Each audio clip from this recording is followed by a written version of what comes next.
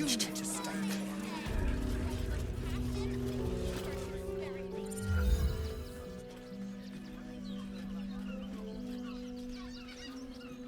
Halt!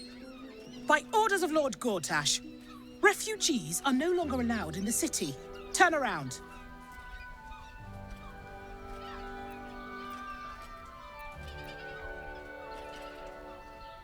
Or do you have the means to support yourself?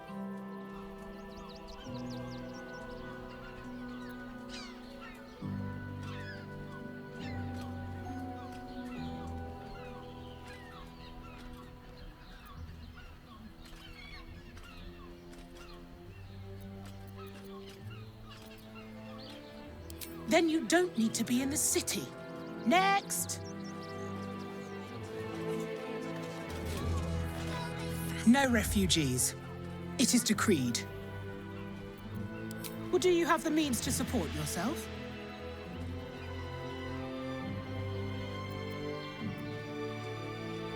I'm afraid Article 30.1.7 stipulates that religious or spiritual assertions cannot count towards one's proof of self-sufficiency. I will repeat.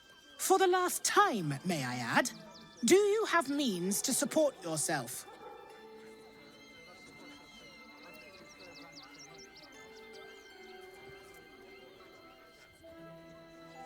Right. Article 30.1.5 of the Council's decree on extraordinary wartime measures. I am confiscating that. The city thanks you for your contribution. Your name? I'm doing the questioning here. Last time. Name?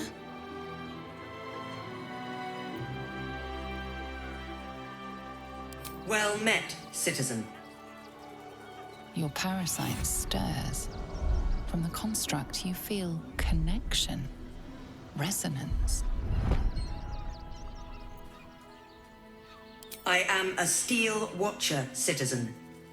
Here to serve the people of Baldur's Gate in the name of Lord Enver Gortash. State your business.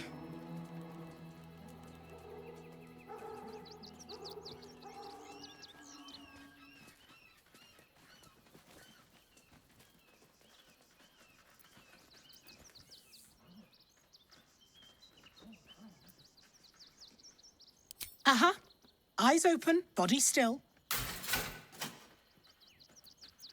The Watcher will communicate with our new intelligence directorate. They'll determine if you're a threat to the city. Upstanding citizens have no reason to fear. And you are an upstanding citizen, aren't you?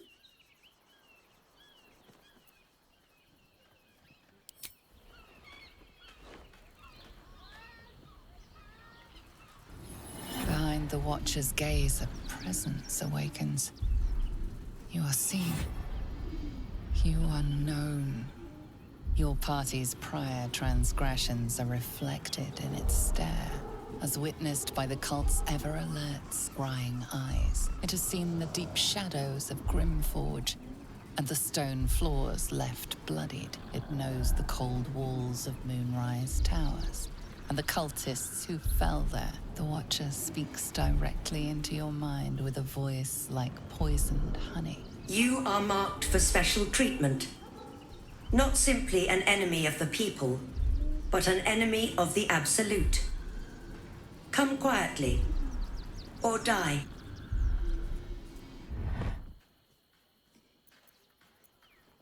Your peaceful surrender has been noted. You will be transferred to Wyrms Rock Prison, where you will await further sentencing. Eat this, you pile of junk!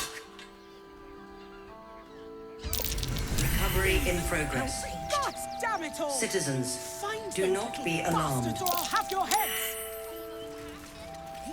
Blank page material. This unit is damaged, citizen. This unit is damaged, citizen. This unit is damaged, citizen. Outraged.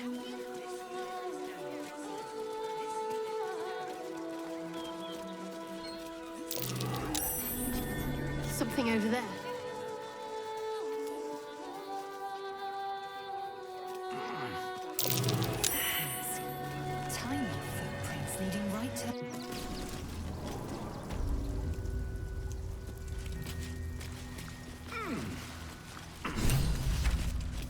They should all be running. The boss is expecting you. Hasn't forgotten what you did for him at Moonrise.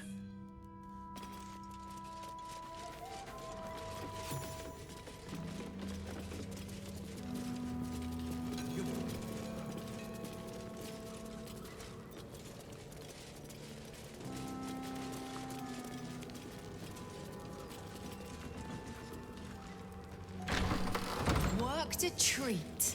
Watch the crack of us right away. We'd have been stomped to paste without the grenade.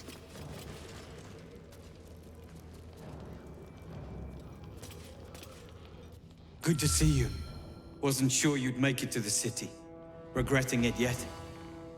I spent a lot of time thinking of worst-case scenarios while I was locked in that cell you plucked me out of at Moonrise. I didn't imagine anything as bad as this. The Gondians have handed Enver Gortash the means to bring about the end of liberty in Baldur's Gate. And the citizens have rolled out the red carpet for the new tyrant. Resistance fighters are few and far between. My iron hands, what's left of the Harpers, and you, I hope.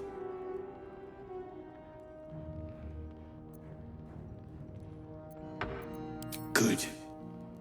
We don't have a chance unless we stick together. Not while the Gondians' metal monsters are patrolling the streets. The Steel Watch, they're a threat to you, me, and every man, woman, and child in this city. They act all civilized, servants of the people, but they only serve one man. When he becomes Grand Duke, it will only get worse. Laws will change, freedoms will vanish, and soon you'll be accused and sentenced before you've even committed a crime. And the fucking Gondians are to blame for all of it.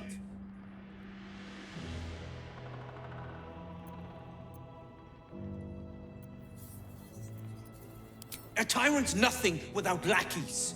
And the Gondians are the perfect lackeys. Dangerously intelligent, pathetically submissive. They invented the Steel Watchers, and they're building an army of them. They've always been happy to provide their technology to despots in exchange for a stipend and the freedom to work in peace. They would have licked Saravok's boots, given the chance. And now they'll kiss Gortash's ring while the city screams. I had a plan to put a stop to them. But the way things are now, if we stick our heads above ground, the Watchers are on us like flies on shit.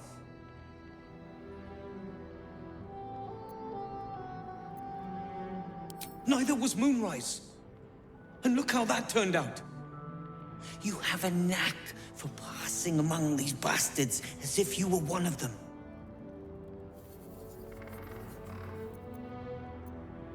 Same as it always is. Eliminate the threat. In this case, the foundry where these atrocities are produced. The Gondians are ingenious, but we're more than equal to them. There's nothing they can build that the Iron Hands can't tear down. I've built something unique for just that purpose. A room powder bomb. First of its kind. 50 wizards high on the weave couldn't summon this kind of firepower. Get the bomb inside the Gondian facility, and boom. Problem solved. Wulbren, please. This is too far. Everyone in the foundry would be killed. Quiet, Barkus. The adults are talking.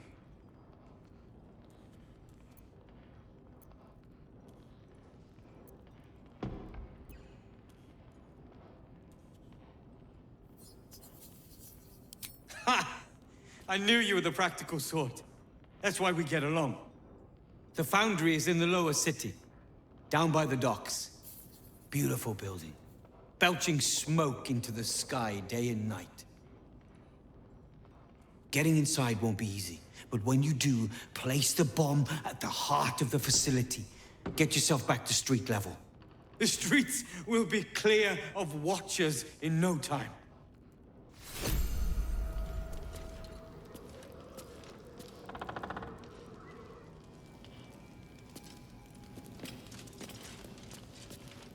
Unnerving though it is, if we are to face an Elder Brain, we could have no better ally than an Illithid.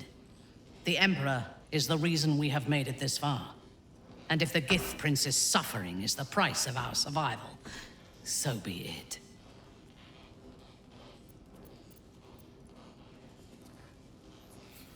Yes. I only know it through history books and hearsay. A city of murder and grief. I expect it will live up to its legend.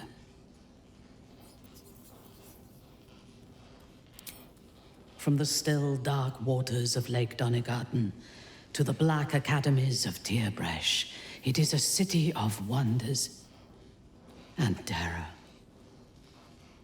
But it is not my home anymore. If I were to return, I would be denied all of its wonders and shown only the terror.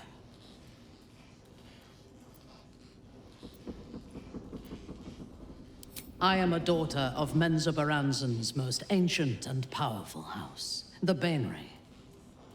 I lived a life of privilege and danger.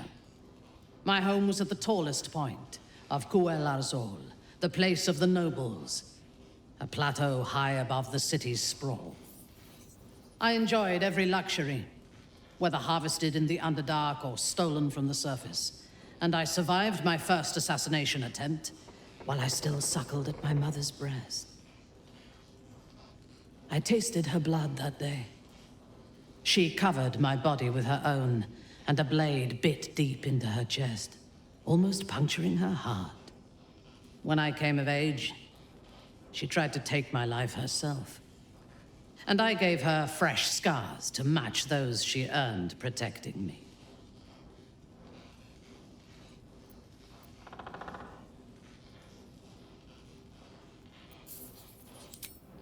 She taught me to be resilient, and to guard my heart from those who cannot be trusted, literally and figuratively.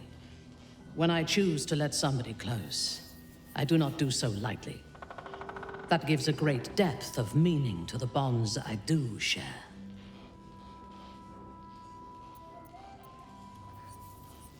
Then speak.